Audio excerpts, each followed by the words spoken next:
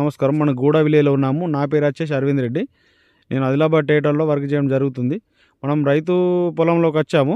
నమస్కారం అండి. నమస్కారం. మీ పేరు? నా పేరు కే రాజు. గ్రామం? గ్రామం విలేజ్ గూడ. మేము 971 10 ప్యాకెట్లు పెట్టినాము. ఇప్పుడు ఎకరానికి 15 పడ్డది. ఇంకా ఒక సిరీస్ మంచిగా కాయ ఉంది.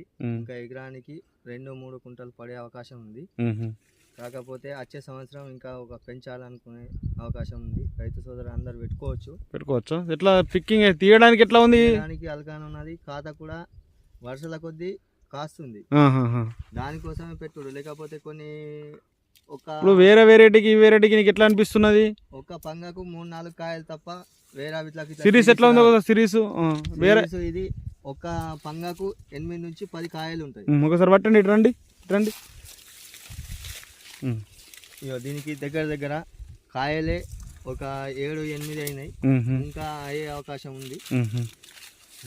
చూడండి, ఇప్పుడు లోపల పడండి, మీకు మొత్తం పడండి.